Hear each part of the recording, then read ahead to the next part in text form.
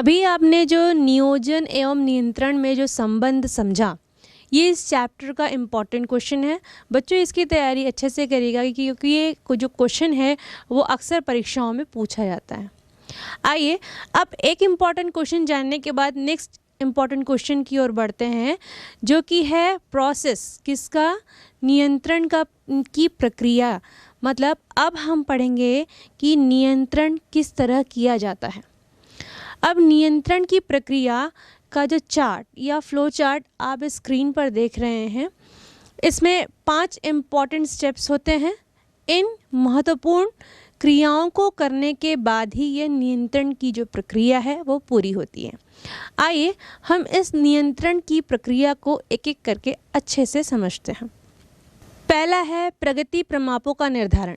इस स्टेप में क्या होता है कि प्रमापों का निर्धारण किया जाता है, जिस बेसिस पे क्या किया जाएगा, जो रिजल्ट्स आएंगे उनको क्या किया जाएगा, कंपेयर किया जाएगा और जो ऑब्जेक्टिव है वो फाइंड आउट हुआ है कि नहीं, या प्राप्त किया गया है या नहीं किया गया है, उनके बीच के विचलन को प्राप्त किया जाएगा। विचलन बच्चों इंग्लिश में इसे हम डेविएशंस कहते हैं, ठीक है।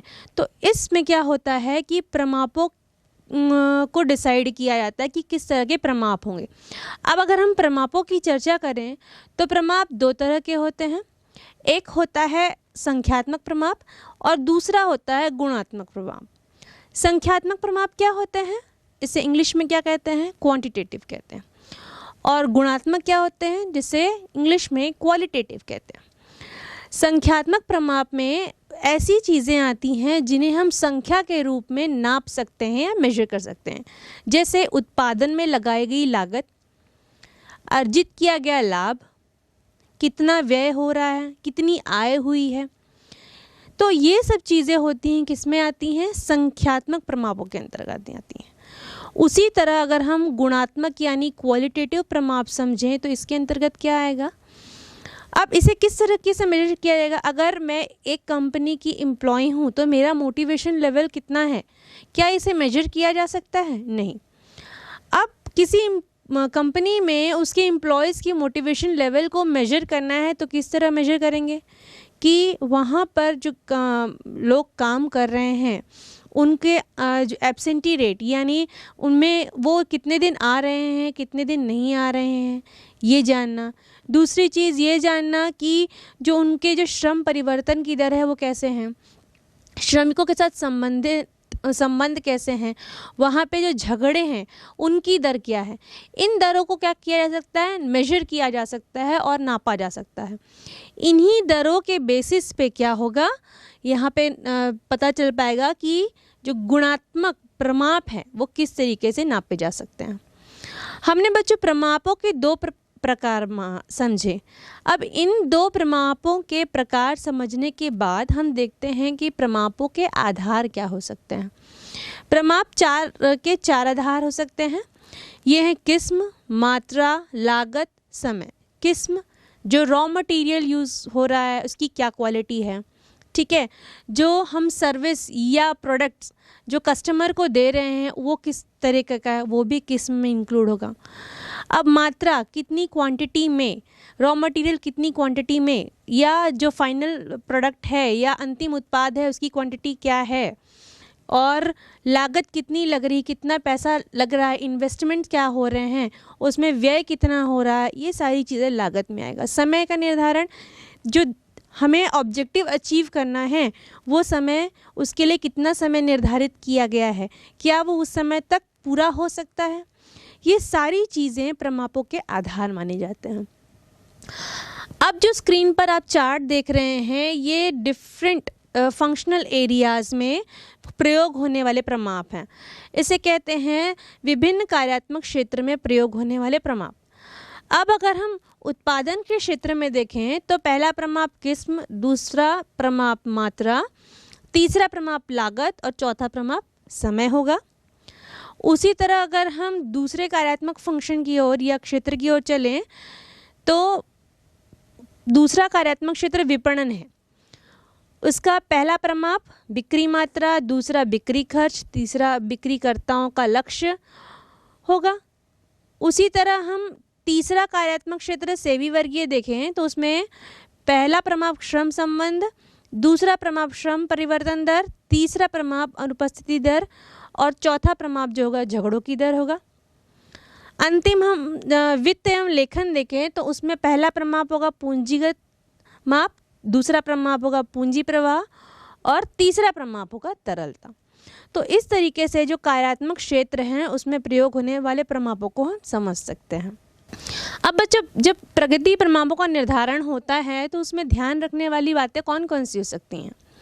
जो प्रमाप यानी स्टैंडर्ड सेट किए जा रहे हैं वो तर्कयुक्त होने चाहिए, यानी रीजनेबल होने चाहिए। ना तो वो इजीली गेन कर सके और न ही उनको पाने में बहुत कठिनाइयों का सामना करना पड़े। अगर वो इजीली हम गेन कर लेते हैं या आसानी से प्राप्त कर लेते हैं, उस स्थिति में क्या होगा, जो कर्मचारी होंगे वो कार्य को सीरियस नहीं लेंगे या उनको बोरिंग फील होने लग जाएगा। और अगर बहुत कठिन होगा तो उनको उस कार्य को करने में बहुत समस्याएं आएंगी। और अगर वो कार्य लंबा खींच गया तो उदासीन भी हो जाएगा, साथ ही साथ वो क्या हो जाएगा, अपने ऑब्जेक्टिव को वो प्राप्त नहीं कर पाएगा, जिससे जो होने वाला लाभ है वो उन्हें अर्जित नहीं होगा।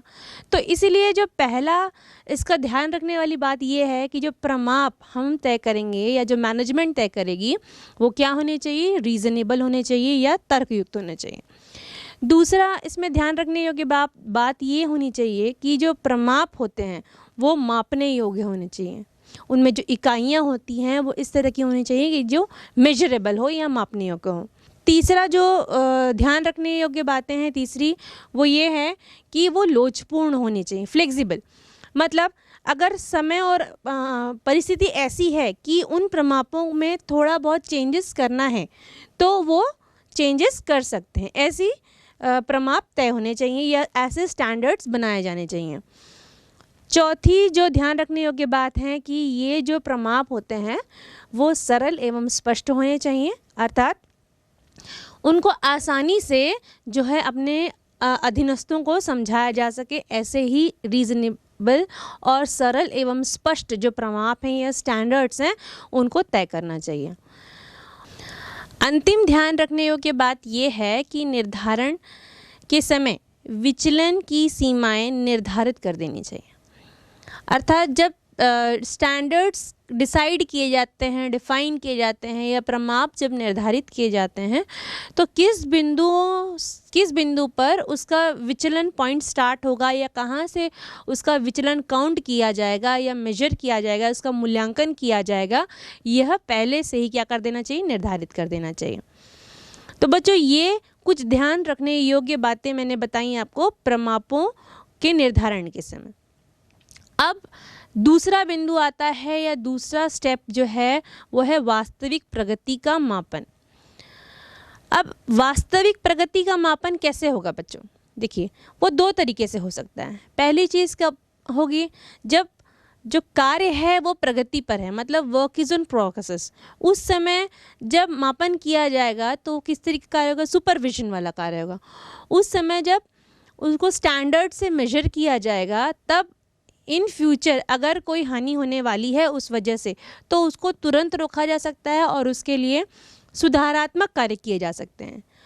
और दूसरा आप कब किया जा सकता है, जब पूरा कार्य कंप्लीट हो गया है या पूरा कार्य समाप्त हो गया, उसके बाद जब स्टैंडर्ड्स से उसका मूल्यांकन किया जाएगा या प्रमापों से उनकी तुलना की जाएगी, उस समय क्या होगा कि अब जो कार्य हो चुके हैं या जो उनसे हानियाँ हो चुकी हैं उनको तो पूरा नहीं किया जा सकता, लेकिन इन फ्यूचर या भविष्य में ऐसी समस्याएं न उत्पन्न हो या इस प्रकार की हानियों का सामना न करना पड़े, इसके लिए क्या कर सकते हैं, नेसेसरी एक्शंस या ज़रूरी कदम उठाए जा सकते हैं।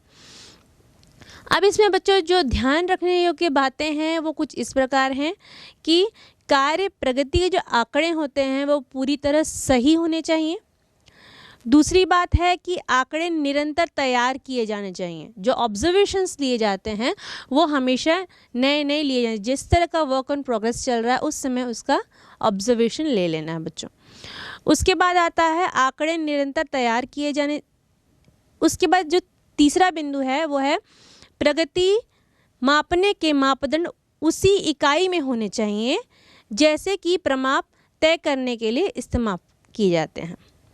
और इसका जो अंतिम ध्यान रखने योग्य बात है वो ये है कि प्रगति मापन पद्धति शीघ्र विचलन प्रकट करने वाली होनी चाहिए। तो बच्चों, जब वास्तविक प्रगति का मापन करते हैं उसके लिए हमें क्या क्या चीज़ें ध्यान रखनी चाहिए वो निम्न बिंदुओं से स्पष्ट होती हैं।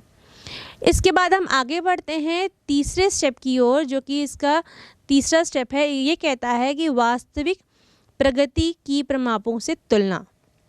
जैसे कि बच्चों मैंने आपको पहले बताया था कि पॉजिटिव डेविएशन, नेगेटिव डेविएशन और ज़ीरो डेविएशन, मतलब धनात्मक विचलन, ऋणात्मक विचलन और शून्य विचलन। अब जब ऋणात्मक विचलन है तब तो मैनेजमेंट क्या करता है, ऑब्वियसली कि उन्हें लॉस हो रहा है तो क्यों लॉस हो रहा है इसका पता करता है। लेकिन जब धनात्मक विचलन है तो वहाँ पे भी इम्पॉर्टेंट है कि उन विचलनों का रीज़न, उसके पीछे जो कारण है उसको जाना जाए और इससे और कितनी अच्छी तरह बढ़ाया जा सकता है। मतलब जो लाभ अर्जित किया गया है उस लाभ को और अच्छी तरह किस तरह प्राप्त किया जा सकता है वो जाना जाए। तो इसलिए धनात्मक और ऋणात्मक दोनों तरह के जो विचलन प्राप्त होते हैं प्रमापों से तुलना करने के बाद उन दोनों ही विचलनों का अध्ययन करना ज़रूरी है। इसके बाद हम आते हैं चौथे स्टेप पे, जो कि कहता है कि विचलनों का विश्लेषण करना। बच्चों, विचलनों का विश्लेषण कैसे होगा? विचलनों का जो विश्लेषण होगा इन 4 क्वेश्चंस के बेसिस पे होता है। पहला क्वेश्चन है कि क्या प्रमाप प्राप्त हो सकता है, मतलब जो स्टैंडर्ड्स तय किए गए हैं क्या हम उसको प्राप्त कर सकते हैं? अगर हाँ, स्टैंडर्ड्स इस तरीके के हैं, रीज़नेबल हैं, तर्कयुक्त हैं और समझ में आने योग्य हैं और ऐसी प्रगति चल रही है कार्य की कि उनको प्राप्त किया जा सकता है, तो कोई दिक्कत नहीं, कार्य अपनी गति के अनुसार चलेगा। हम आएंगे दूसरे क्वेश्चन पे जो इसके बाद आता है। दूसरा क्वेश्चन कहता है कि क्या विचलन स्वीकार्य है, मतलब जो डेविएशन आ रहे हैं कार्यों के बीच या वर्क इन प्रोग्रेस, जब कार्य चल रहा है तो जो डेविएशंस आ रहे हैं क्या वो स्वीकार्य हैं? हाँ, इतना अंतर तो आ सकता है, ठीक है। तो अगर ये अंतर स्वीकार्य हैं तो भी कोई दिक्कत नहीं है, अभी भी कार्य अपने प्रगति पर चलेगा। अब कार्य आगे बढ़ेगा नेक्स्ट क्वेश्चन की ओर, जो कि कहता है क्या प्रमाप स्वीकार्य हैं, क्या स्टैंडर्ड्स जो हमने डिसाइड किए थे वो एक्सेप्टेबल हैं। अगर हाँ, तो जो डेविएशंस आ रहे हैं या जो विचलन आ रहे हैं उनका कारण जानना है यहाँ पर, ठीक है। और अगर विचलनों का कारण समझ में आ गया, पता चल गया, तो उसको क्या करना है, उसके लिए सुधारात्मक कार्य करना है। और अगर ऐसा नहीं है, अगर ऐसा लगता है कि प्रमाप ही गलत हैं, तो उसके लिए क्या करना है, उसके बाद नेक्स्ट क्वेश्चन की ओर आगे बढ़ना है कि प्रमाप का पुनर्निर्धारण करना है क्या। अगर आपके प्रमाप या सेट स्टैंडर्ड्स ही गलत आपको लग रहे हैं तो यहाँ पे क्या करना है, जो फिर से स्टैंडर्ड्स डिफाइन करने हैं और जो काम हुआ है उसको क्या करना है, उसकी प्रोग्रेस के अनुसार उसका मूल्यांकन करना है।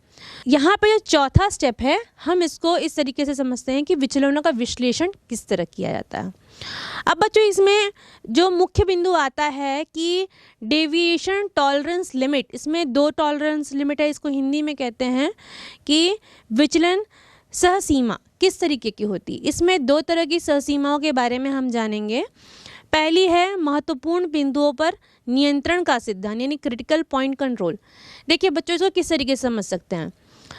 मान लीजिए एक फैक्ट्री है, उसको अपना प्रोडक्शन करना है और उस प्रोडक्शन के दौरान जो प्रोडक्ट प्रोड्यूस होता है, मतलब जो उत्पाद बनता है, उसको अपने कस्टमर तक पहुंचाने में जो लागत लगती है, हम दोनों के विचलनों को देखेंगे, ठीक है।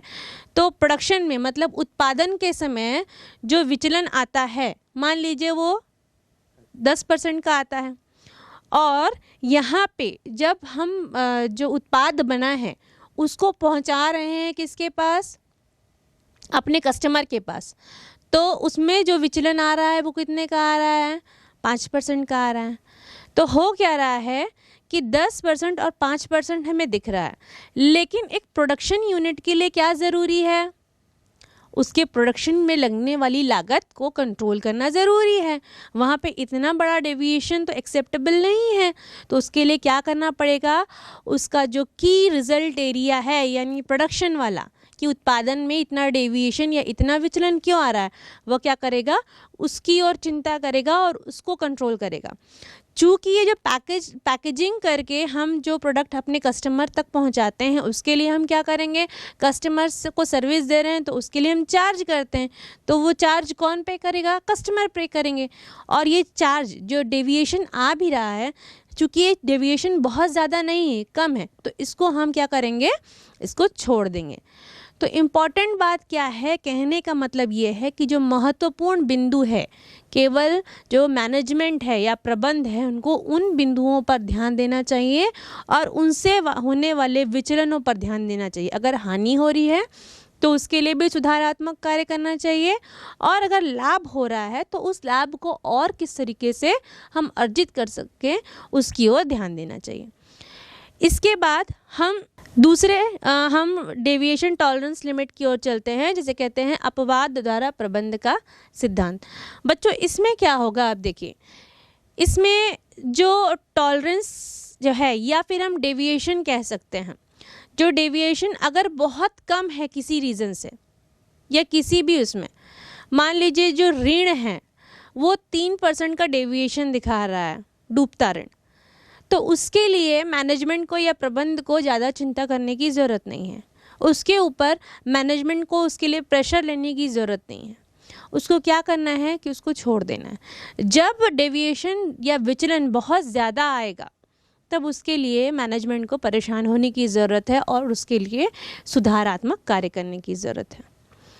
तो बच्चों इस तरीके से हमने 2 टॉलरेंस लिमिट्स को समझा जो डेविएशन के लिए होते हैं।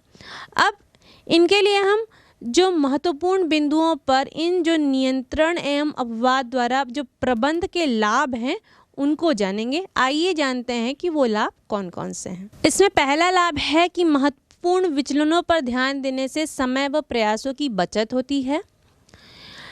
दूसरा है प्रबंधकों को ध्यान महत्वपूर्ण क्षेत्र पर देते रहना चाहिए और छोटी छोटी समस्याओं में नहीं उलझना चाहिए, बल्कि उनको सुधारात्मक कार्य, अगर बड़ी समस्याएं होकर होती हैं तो उनके सुधारात्मक कार्य की ओर ध्यान देना चाहिए। फिर बात आती है जटिल एवं महत्वपूर्ण समस्या को तुरंत हल कर लेना चाहिए।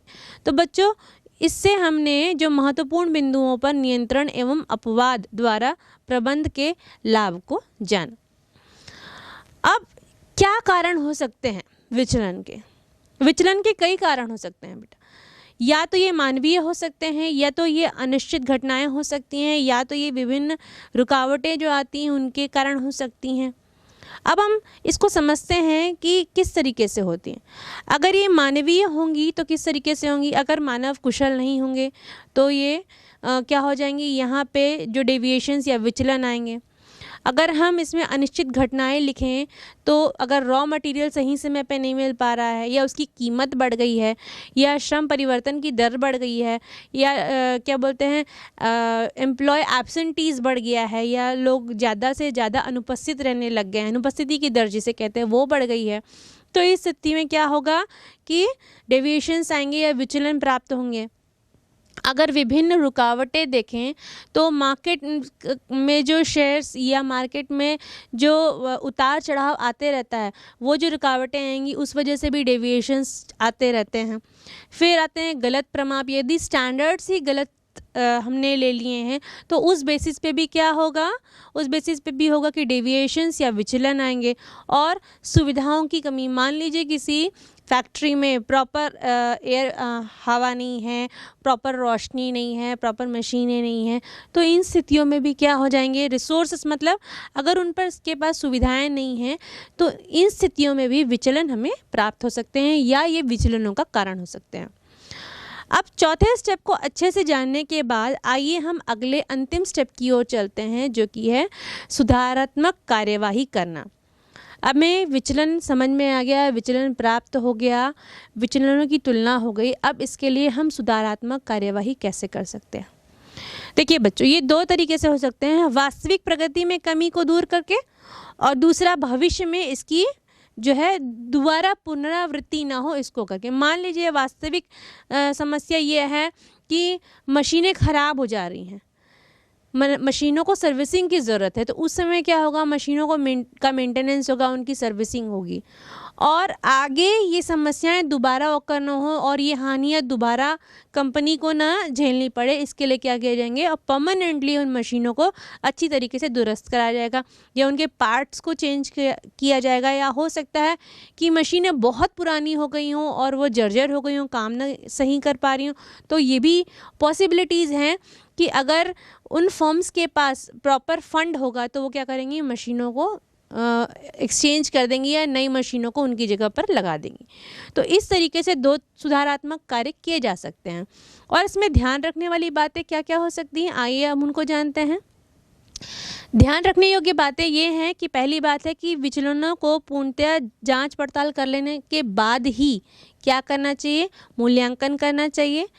दूसरी चीज़, गलत प्रमाप अगर सेट होते हैं या गलत स्टैंडर्ड्स होते हैं तो उनको पहले ठीक कर लेना चाहिए, उसके बाद ही क्या करना चाहिए, उनका जो वर्क है उसका मूल्यांकन करना चाहिए प्रमापों से। उसके बाद आता है प्रबंध, वही जो प्रबंधक है, जो व्यक्ति उसमें पहले से एंगेज है कार्य में, वही व्यक्ति क्या होना चाहिए, मूल्यांकन के समय होना चाहिए, ठीक है, क्योंकि उसका सीधा संबंध किससे है, कार्य से है, तो वो कार्य को अच्छे तरीके से जानता और समझता है। उसके बाद बात आती है कि कार्यवाही जो होती है शीघ्र की जानी चाहिए, भविष्य में होने वाली हानियों से बचना चाहिए। जो विचलन हमें मिले हैं, जो हमें सुधारात्मक कार्यवाही होनी चाहिए, उसके लिए तुरंत कर देनी चाहिए, जिससे कि भविष्य में इन हानियों से बचा जा सके। और अंतिम जो ध्यान देने योग्य बात यह है कि आवश्यकता अनुसार नीतियों, नियमों और स्टैंडर्ड्स यानी प्रमाप, उनको भी क्या अगर ज़रूरत है तो चेंज कर सके या उनमें कुछ थोड़े से चेंजेस ला करके क्या क्या जैसे वर्क को उसके बाद ही या कार्य को उसके बाद ही उससे मूल्यांकन करना चाहिए। तो बच्चों जो ये है, इससे हमने क्या समझा, एक नियंत्रण की प्रक्रिया क्या है उसको स्टेप बाय स्टेप में समझा। पहला स्टेप क्या समझा कि प्रगति प्रमापों का निर्धारण कैसे करना है, फिर वास्तविक प्रगति देखिए उसकी, फिर वास्तविक प्रगति के प्रमाप की तुलना की, फिर विचलनों का विश्लेषण किया और उसके बाद सुधारात्मक कार्यवाही की। बच्चों हमने यहाँ सुधारात्मक कार्यवाही कर ली, परंतु मात्र सुधारात्मक कार्यवाही कर देने से ही नियंत्रण का जो कार्य है वो पूरा नहीं होता, अपितु यह भी देखना पड़ता है कि इस कार्यवाही का वास्तविक परिणामों पर क्या प्रभाव पड़ा, और यदि नकारात्मक परिणाम मिलते हैं उस पर पुनः सुधारात्मक कार्यवाही करनी चाहिए। इसलिए जो है हम नियंत्रण यानी कंट्रोलिंग को एक निरंतर चलने वाली क्रिया या कंटिन्यूअस प्रोसेस कहते हैं। तो इस तरीके से हमने नियंत्रण की प्रक्रिया को समझा। आइए अब हम प्रबंधकीय नियंत्रण की तकनीकों को जानते हैं कि कौन कौन सी टेक्निक्स का यूज़ किया जा सकता है कंट्रोलिंग में। पहली जो है परंपरागत तकनीक है और दूसरी है आधुनिक तकनीक। परंपरागत तकनीकों को हम शुरू करते हैं कि परंपरागत तकनीकों में कौन कौन सी तकनीकें जुड़ी हुई हैं या कौन कौन सी तकनीकें आती हैं। इसमें जो पहली तकनीक ली जाती है वो है व्यक्तिगत अवलोकन यानी पर्सनल ऑब्जर्वेशन। इसमें क्या किया जाता है बच्चों, अब चूँकि परंपरागत तकनीकें हैं, ये बहुत ही पुरानी तकनीकें हैं, अब ये तकनीकें कम यूज़ होती हैं या कम इस्तेमाल में लाई जाती हैं, और बहुत सी कंपनियां ऐसी भी हैं जो इनको इस्तेमाल भी नहीं करती, लेकिन कुछ एक छोटी कंपनियां हैं जो इनको यूज़ करती हैं। तो पर्सनल ऑब्जर्वेशन जो टेक्निक है, वो जो टेक्निक है ये सबसे ईजीली यूज़ आने वाली टेक्निक है। इस तकनीक में क्या किया जाता है कि जो प्रबंधक है वो ऑब्जर्वेशन लेता है, मतलब वो क्या करता है, जो अवलोकन है वो अवलोकन को लेता है और उसको नोट डाउन करता है।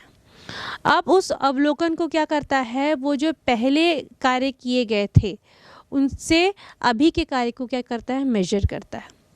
तो इस तरीके से उसके लिए यह कार्य करना बहुत आसान रहता है, और इस बेसिस पे कि हमारा लाभ लास्ट ईयर से ज़्यादा है या लास्ट ईयर से कम है, यह निकालना एक इजी टास्क हो जाता है। तो ये पहली टेक्निक थी। दूसरी टेक्निक कहती है कि संख्या शास्त्रीय प्रतिवेदन टेक्निक, जिसे हम स्टैटिस्टिकल रिपोर्ट्स भी कहते हैं। इसमें क्या किया जाता है, ग्राफिकल यानी रेखा चित्र के द्वारा क्या किया जाता है, जो स्टैटिस्टिक वर्ड्स यूज़ करते हैं हम, जैसे औसत निकालते हैं या क्या करते हैं प्रतिशत निकालते हैं, अनुपात निकालते हैं, इन चीज़ों का इस्तेमाल में लाते हैं। किन के लिए, लागत के लिए, उत्पादन के लिए, होने वाले व्यय के लिए। इन सारे इनको जो हमसे डेटा मिलता है उनको औसत, प्रतिशत, अनुपात के रूप में यूज़ करके हम एक ग्राफ निर्मित करते हैं, या फिर क्या कर सकते हैं, उसके लिए एक चार्ट बना सकते हैं, और इनकी मदद से हम जो विचलन है उनका पता लगा सकते हैं कि कार्य की प्रगति क्या है। तो इस तरीके से हमने सांख्यिकीय संख्या शास्त्रीय प्रतिवेदन यानी स्टैटिस्टिकल रिपोर्ट्स को जाना।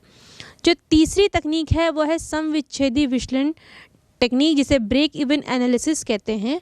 ये जो होती है वो विशेषकर लागत और लाभ के बीच में जो संबंध है उसको दर्शाती है। इसमें क्या होता है, आप जो चित्र इसमें स्क्रीन पर देख रहे हैं उसमें आप देख रहे हैं ग्राफ, जिसमें दिख रहा है कि ये जो ग्राफ है लागत और लाभ के बीच में बना है। अब यहाँ पे देख रहे हैं दो रेखाएं जो हैं एक बिंदु पर जाकर के मिलती हैं, और ये जो बिंदु है यही कहलाता है समविच्छेदी बिंदु। और इस समविच्छेदी बिंदु के बाद ही डिसाइड होता है कि जो हमने कार्य किया है उसकी प्रगति क्या है। अगर जो कार्य की प्रगति हम देखें समविच्छेदी बिंदु के दाईं ओर होगी, अगर जाती है वो काउंटिंग या वो डेटा ग्राफिकल तौर से समविच्छेदी बिंदु के दाईं ओर जाएगा, तो वहाँ पे यह पता चलता है कि जो कार्य है वो लाभ की ओर अग्रसर है। और अगर हमारी जो कार्य की प्रगति है वो समविच्छेदी बिंदु के बाईं ओर होगी, तो उससे क्या पता चलेगा कि ये हानि की ओर जा रही है। अब समविच्छेदी बिंदु के लिए जो सूत्र उपयोग में लाया जाता है कुछ इस प्रकार है कि समविच्छेदी बिंदु बराबर स्थायी लागत बटे प्रति इकाई विक्रय मूल्य ऋण प्रति इकाई परिवर्तन लागत। समविच्छेदी बिंदु को हम इस सूत्र के द्वारा ज्ञात कर सकते हैं। इसके बाद अंतिम परंपरागत तकनीक की ओर बढ़ते हैं, जिसे कहते हैं बजटरी कंट्रोल या बजटीय नियंत्रण। इसमें क्या है कि आपने बच्चों बजट पहले भी घरों पे सुना होगा कि आपके घर में भी बजट बनता है, या आप कुछ खरीदने जाते हैं दुकानों पे तो वहाँ पे भी सुनते हैं कि सर आपका बजट क्या है। मान लीजिए आप टीवी ही लेने जा रहे हैं तो वहाँ पे जो सेल्समैन होगा वो ज़रूर पूछेगा कि सर आपका बजट क्या है, आपको किस रेंज का टीवी चाहिए। तो बच्चों बजट से हम क्या समझते हैं कि एक विवरण होता है जो कि हमें यह ज्ञात कराता है कि हमें हमारा जो पॉइंट है या किस एंड पॉइंट तक हम किसी कार्य को कर सकते हैं। अब अगर हम इसे नियंत्रण से जोड़ें तो हम इसे इस तरह परिभाषित कर सकते हैं कि यह इस तरह का विवरण होता है जो भावी परिणामों को जानने के लिए हमारी सहायता करता है और इनको प्राप्त करने के लिए कितना खर्च होने वाला है यह भी ज्ञात कराता है। तो बच्चों अब बजटरी कंट्रोल को या बजट को समझने के बाद आइए हम ये जानते हैं कि उसमें कौन कौन सी तरह के बजट होते हैं। एक तो विक्रय बजट होता है, उत्पादन बजट होता है, फिर वित्तीय बजट भी होता है और रोकड़ बजट भी होता है। इस तरह के बजट जो हैं इस बजटी कंट्रोल में क्या होता है इंक्लूडेड होते हैं या इन्वॉल्व होते हैं। अब बजटीय जो विवरण है उससे कंपनी को किस तरीके के लाभ हो सकते हैं।